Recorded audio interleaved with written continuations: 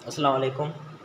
आज हम डिस्कस करने जा रहे हैं म्यूट के पास पेपर जो 17 जून, 18 जून एंड 19 जून को, मतलब आज शिफ्ट में जितने भी एमसीक्यूज आए हैं, मोस्टली एमसीक्यूज रिपीट हो रहे हैं डेली बेसिस पे।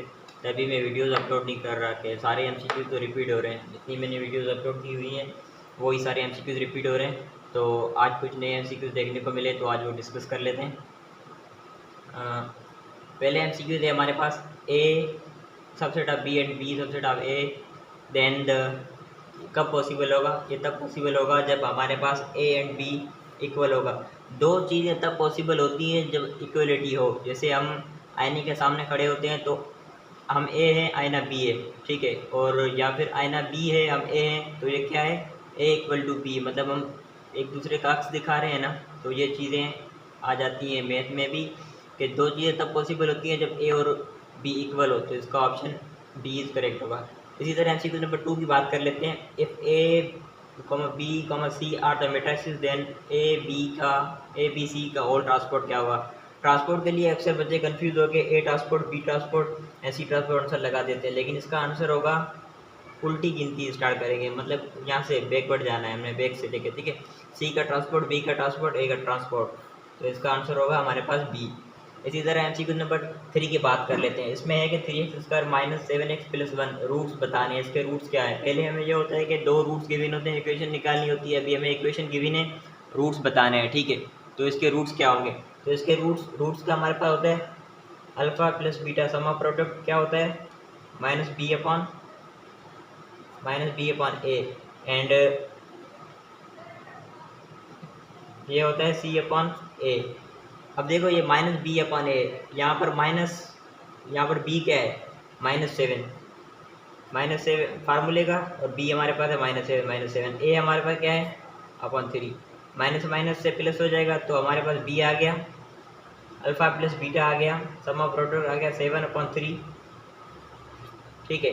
और प्रोडक्ट आ गया हमारे पास इसका सी अपॉन ए, मतलब सी हमारे पास 1 है, ए हमारे पास 3 है, तो ये इसका आ गया प्रोडक्ट, ठीक है। रूट्स बताने थे, ये सम ऑफ प्रोडक्ट हो गया, ये सम ऑफ हो गया, ठीक है, सम ऑफ प्रोडक्ट ये, ठीक है। इसी तरह एमसीक्यू नंबर 4 की बात कर लेते हैं। आज थोड़ी तबीयत सही नहीं है और इस वजह से सही से शायद मैं ना समझा पाऊँ, लेकिन मैं कोशिश पूरी करूँगा इंशाल्लाह। इसी तरह एमसीक्यू नंबर 4 की बात कर लेते हैं। Limit x approach to 2x² minus 1 x minus 1, तो इसका कैसे होगा? ठीक है, अब देखें, इसमें सीधा हमें लिमिट अप्लाई करनी है।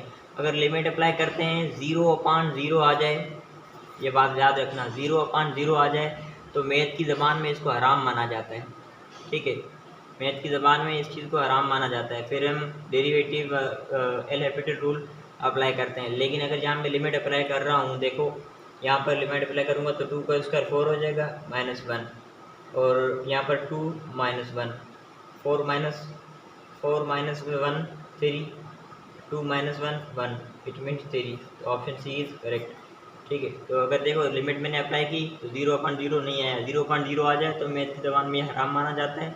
फिर हम एल हॉपिटल रूल अप्लाई करते हैं। इसी तरह ये एमसीक्यूज काफ़ी आ रहे हैं, इसलिए मैंने इसकी प्लेलिस्ट में एक वीडियो बना दिया था मैट्रिक्स का, ये देख लें। कोई भी एमसीक्यूज मैट्रिक्स से आएगा तो आप कर लेंगे। फिर भी शायद बच्चों ने नहीं देखी, तभी तो मसला हो रहा है इनको। अभी देखिए, इसमें बात कर लेते हैं। हमारे पास 2/2 की मैट्रिक्स गिवन है, एडजॉइंट मालूम करना है, डिटर्मिनेंट मालूम करना है, एडजॉइंट मालूम करना है, इन्वर्स। देखें, पहले अगर मैं इसका डिटर्मिनेंट लेता हूँ, 3 6 18, डिटर्मिनेंट ले रहा हूँ, ठीक है।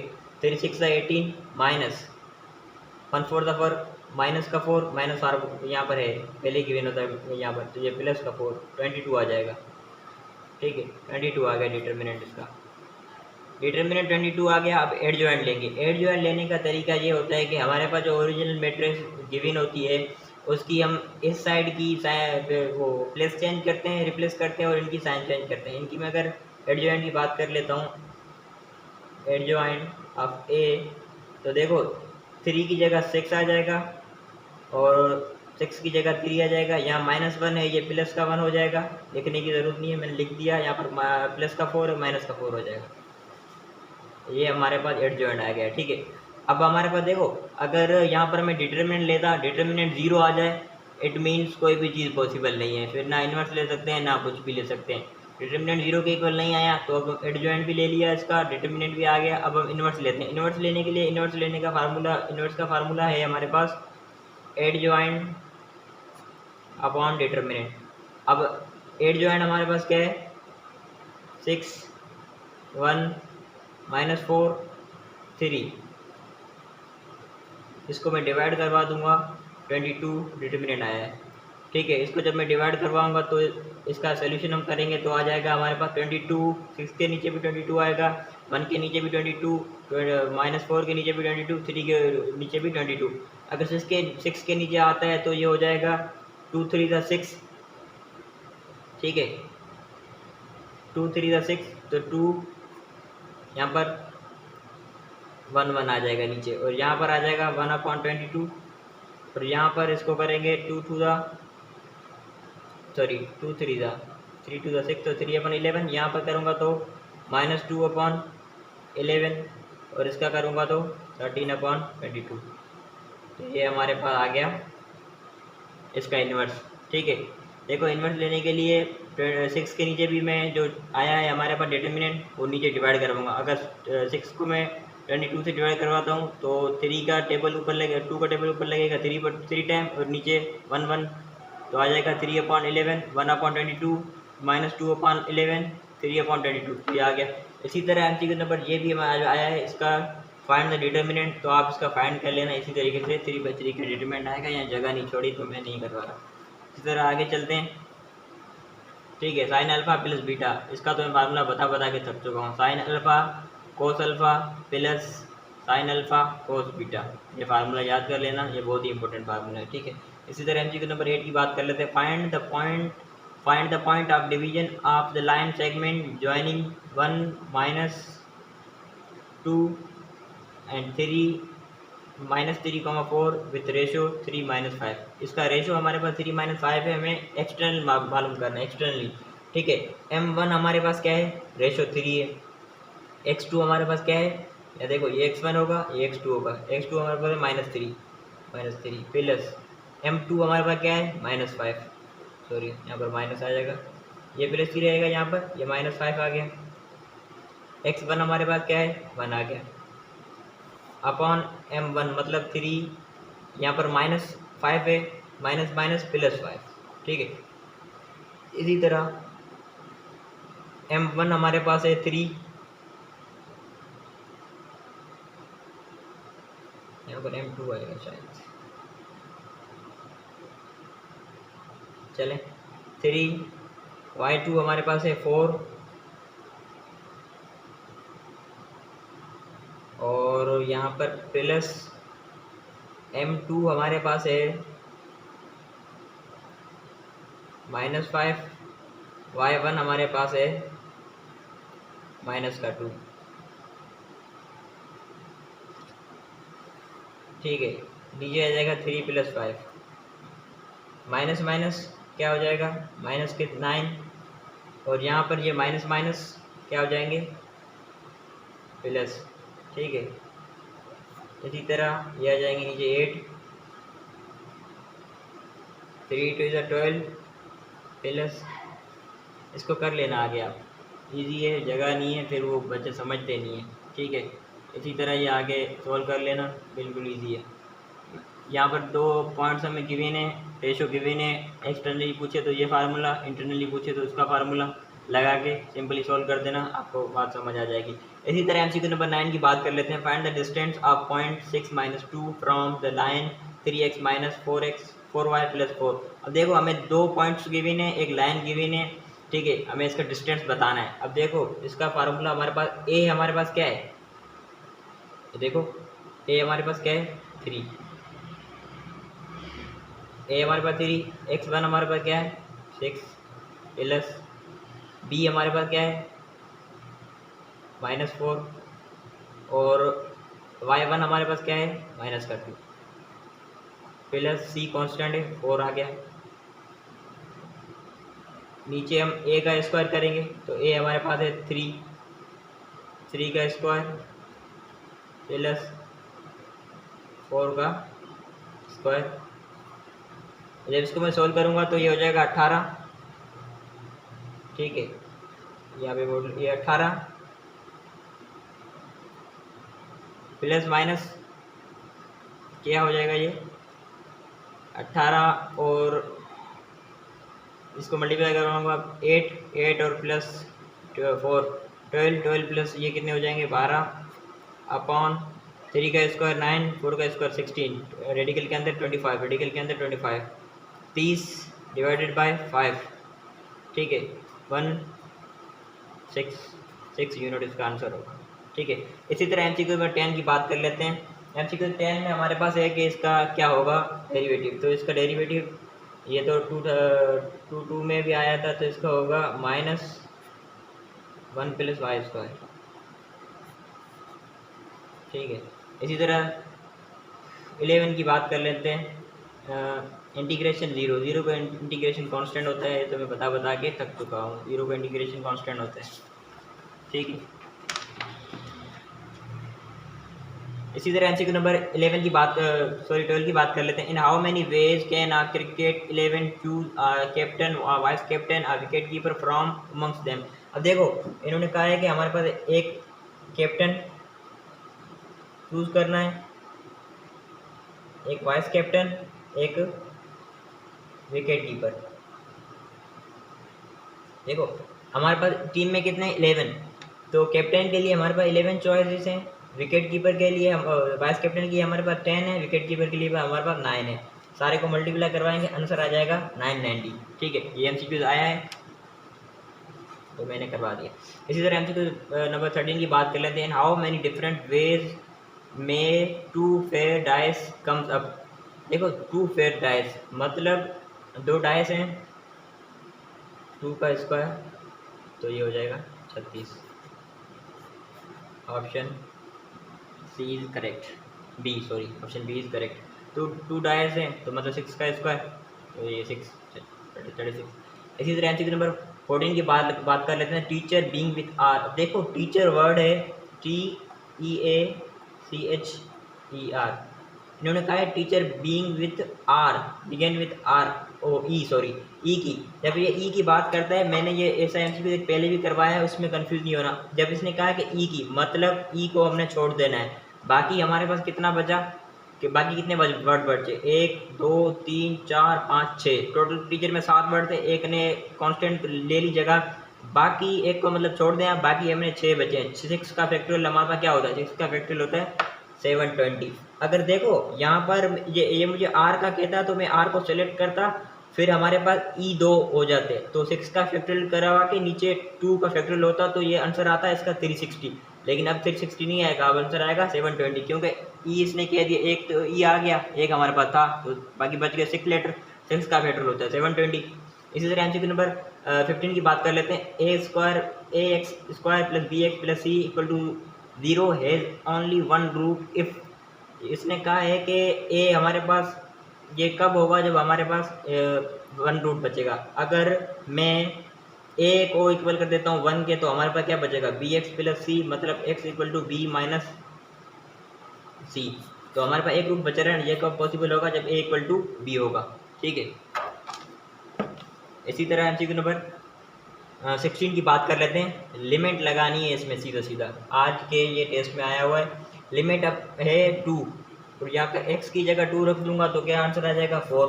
ठीक है, ये तो सिंपल सा है।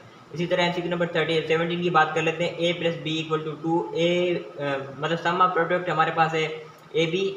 ठीक है, और ये हमारे पास AB1 है प्रोडक्ट ऑफ, ठीक है प्रोडक्ट, तो ये हमारे पास then a cube plus B cube क्या होगा। अब ये हमारे पास फार्मूला लिखा हुआ है, मतलब a प्लस बी का क्यूब मतलब अल्फा प्लस बीटा का क्यूब मतलब 2 का क्यूब। सोल्यूशन कर लेते हैं, 2 का क्यूब माइनस 3 का फार्मूले का अल्फा प्लस बीटा मतलब 1, अल्फा प्लस बीटा मतलब 2, 3 का स्क्वायर 8, 2 3 का 6, आंसर क्या आया 2।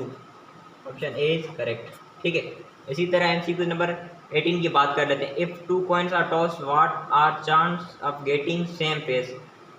2 कॉइन्स हैं, अगर उसको हम टॉस करते हैं तो कितने चांस हैं सेम फेस आने के। अगर देखो पहली तो बात, जब भी टॉस करते हैं तो जो 2 पॉसिबिलिटी होती है, या तो हेड आएगा या तो टेल आएगा। अगर 2 कॉइन है, पहले पॉसिबिलिटी है हेड हेड आए, फिर पॉसिबिलिटी है हेड टेल आए, फिर है हमारे पास टेल हेड, एंड में आएगा टेल टेल। इसने कहा है सेम फेस कब आ रहे हैं, सेम फेस देखो कब आ रहे हैं, एक, ठीक है, सेम फेस की बात की है इसने। टू सेम फेस कब आएंगे, ये तो सेम नहीं है ना, ये एच टी है, ये टी एच है, ठीक है, ये बोथ आर कैंसल्स, ये एक ये आएगा एक ये आएगा, दो बोथ सेम आएंगे, मतलब 2/4, इसको 1/2 मतलब 1/2। Option D is correct. cos 4x की रेंज बतानी है तो इसकी रेंज होती है -1 से लेके 1 तक। ये हमारे पास लाया करता है 0 से 2 पाई तक, ठीक है, 0 से 2 पाई तक लेके तो -1, 1 इसकी cos 4x की रेंज है। अगर सेम इसी cos 4x का पीरियड पूछ ले तो इसका हो जाएगा cos 4x का पीरियड होता है 2 पाई, यहाँ पर 4 मल्टीप्लाई हो रहा है, उससे जाके डिवाइड होगा 1 2, तो इसका आंसर आएगा 5/2 पीरियड पूछ ले तो।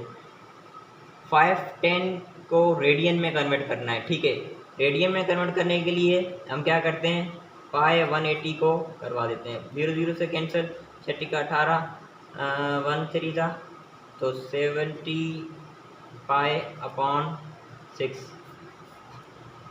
ठीक है। इसी तरह एमसीक्यू नंबर 21 की बात कर लेते हैं। 320 डिग्री को हमने रेडियन में करना है, डिग्री में से रेडियन में जाने के लिए पाई 180 से मल्टीप्लाई करवाते हैं, 0 0 से गया 9 और 1 6, 16 पाई/9, ठीक है। ऑप्शन नहीं बनाए थे मैंने, सीधा सीधा सोल्यूशन करवा रहा हूँ। 21 हो गए सर, नहीं थोड़े से और एमसीक्यूज रहते हैं, काइंडली पास पेपर कर लें, इंशाल्लाह सबका अच्छा हो जाएगा। इसी तरह एमसीक्यूज नंबर, वीडियो लंबी होती जा रही है, एमसीक्यू नंबर 22 की बात कर लेते हैं। Y intercept 3 and slope 4। अब देखो इन्होंने कहा है कि वाई इंटरसेप्ट हमारे पास 3 है और स्लोप हमारे पास 4 है, वाई इक्वल टू, अब इसने कहा है हमारे पास वाई इंटरसेप्ट क्या है, मतलब स्लोप हमारे पास क्या होता है m, ठीक है, स्लोप हमारा m होता है, ये हमारे पास कितना है 4x के हमारे पास कितना है 3। देखो हमने इसमें हमेशा x को पॉजिटिव रखना होता है तो 4x इस साइड आ जाएगा, ये माइनस का y प्लस का y है उस साइड जाएगा तो माइनस का, ये प्लस का 3 इस साइड सेम प्लस का 3 इक्वल टू 0, तो ये हमारे पास इक्वेशन आ गई। अगर हमें y इंटरसेप्ट गिवन हो, स्लोप गिवन हो, इक्वेशन फाइंड करनी है तो इस तरीके से हो जाएगी। इसी तरह एमसीक्यू नंबर 23 की बात कर लेते हैं। Find the equation of tangent and normal. Equation tangent find करनी है और नॉर्मल फाइंड करनी है। देखो फर्स्ट हमारे पास गिवन है, इक्वेशन गिवन है x² माइनस x प्लस 1, ये x इक्वल टू 1, तो मैं पहले y मालूम कर लेता हूँ। y मालूम करने के लिए मैंने पहले क्या किया, x² माइनस x प्लस 1 लिख दी। अब x इसने कहा है इक्वल टू 1 है, अब मैं क्या करूँगा, x की जगह 1 पुट कर दूंगा, -1 प्लस 1, 1 का स्क्वायर 1, ठीक है, -1 प्लस 1 कैंसल आउट 1, y हमारे पास 1 आ गया, y 1 आ गया। अब मैं क्या करूँगा, अब मैं इसका नॉर्मल मालूम करूँगा। नॉर्मल मालूम करने का फार्मूला होता है dy/dx। डेरिवेटिव लेंगे जो हमारे पास इक्वेशन गिवन है, डेरिवेटिव लेंगे x² माइनस x प्लस 1 का डेरिवेटिव लूँगा, डेरिवेटिव में हम 2x, x का डेरिवेटिव आ जाएगा 1, ठीक है, ये हमारे पास आ गया। अब मैं x की जगह क्या रखूँगा 1, 2 1 माइनस 1, तो ये हो जाएगा 2 माइनस 1, तो हमारे पास m आ गया 1। देखो हमारे पास y भी आ गया, m भी आ गया, तो अब हमारे लिए इक्वेशन फाइंड करना कोई मसले वाली बात नहीं है। हमारे पास ये होता है फार्मूला इसका y minus 1 equal to m x minus x, ठीक है, y हमारे पास क्या है, y1 1, m हमारे पास क्या है, स्लोप 1 मतलब नॉर्मल, ठीक है, और x हमारे पास क्या है, ठीक है, x है, x1 हमारे पास क्या है, x1 हमारे पास 1 है, तो ये मैंने 1 लिख दिया। इसको जब मैं करूँगा y minus 1 equal to multiply होगा x 1 मल्टीप्लाई बाय 1। अब देखो x पॉजिटिव रखना होता है हमेशा, हमें x इधर ले आया, हमें ये y प्लस का है उस सट जाएगा तो माइनस का y, ये प्लस का 1 है उस सट जाएगा, ये माइनस का 1 है सॉरी उस सट जाएगा तो प्लस का 1, ये पहले यहाँ पे प्लस माइनस का 1 मौजूद था इक्वल टू 0, ये cancel out, y minus x minus y equal to 0, तो इसका ऑप्शन कौन सा करेक्ट हो रहा है, ऑप्शन ए इज करेक्ट, ठीक है, ये आज आया था। Find the focus of parabola y² minus 4x। देखो हमारे पास फोकस का क्या होता है, a इक्वल टू 0। अब इसको मैं वाई स्क्वायर 4x को ओरिजिनल इक्वेशन के साथ अगर कंपेयर करवाता हूँ 4ax, तो हमारे पास a क्या आ गया, a हमारे पास 1 के इक्वल आ गया, a 1 के इक्वल आ गया हमारे पास, तो मतलब 1,0, तो ये हमारे पास आ गया इसका focus 1,0 option A is correct. ठीक है, बात समझ आ गई उम्मीद होगी आपको। इसी तरह एमसीक्यू नंबर इसकी बात कर लेते हैं, बच्चे इसमें थोड़े परेशान हैं। एफ ऑफ एक्स 2x है, जी ऑफ एक्स 2 है, फोक मालूम करना है। अब देखो एफ ऑफ एक्स हमारे पास क्या है, 2x लिख दिया मैंने, ठीक है। एफ ऑफ एक्स 2x है, तो जी ऑफ एक्स हमारे पास 2 है, जब इसको मैं मल्टीप्लाई करवाऊंगा एक्स की जगह 2 रखूंगा तो हमारे पास फोक आ गया 4।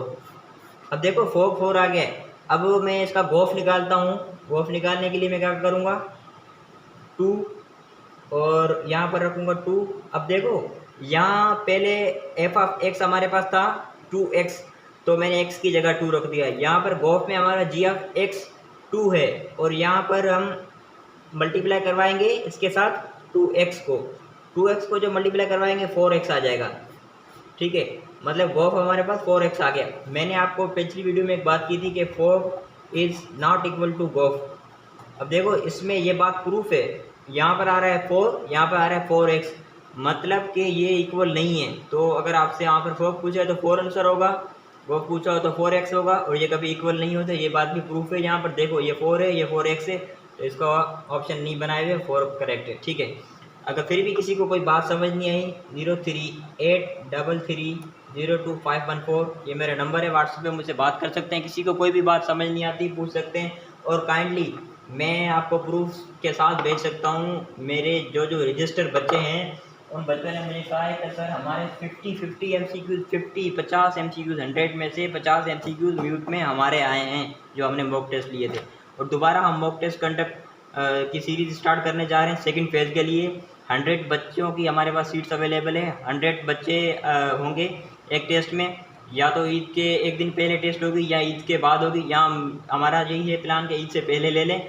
तो उसमें ये होगा कि एक ही टेस्ट में आपके 200 MCQs होंगे और 2 ओवर आपके पास टाइम होगा, मतलब हर सब्जेक्ट के 50 MCQs होंगे। मोस्ट सेलेक्टेड जो 23 में आए हैं, 22 में आए हैं, 21 में आए हैं, उनसे सेलेक्टेड MCQs निकाल के इंशाल्लाह आपको प्रोवाइड कराएंगे ताकि आपके सेकंड फेज़ के लिए आसानी हो। देखो मैं ये प्रूफ लाया हूँ आपके सामने, जितनी भी मैंने वीडियोस बनाई हैं सारे MCQs रिपीट हो रहे हैं, तो काइंडली जितनी भी वीडियोस हैं वो वॉच कर लें, जितने भी MCQs हैं उसको देख लें, सारी चीज़ें रिपीट हो रही हैं, एक भी चीज़ बाहर से नहीं आ रही। ठीक है, अगर फिर भी किसी को कोई बात समझ नहीं आई तो व्हाट्सअप करके पूछ सकते हैं, और जिसको मॉक टेस्ट में रजिस्टर होना है वो मुझे यहाँ पर कांटेक्ट कर सकते हैं। अभी तो हमने अनाउंस नहीं किया कि हमने कब ले रहे हैं, ना ही रजिस्ट्रेशन फ़ीस अनाउंस की है, तो बाकी सारी चीज़ें बाद में अनाउंस करेंगे तो आपको इन्फॉर्म कर देंगे। ठीक है, तब के लिए मुझे दिए इजाज़त, अल्लाह हाफिज़।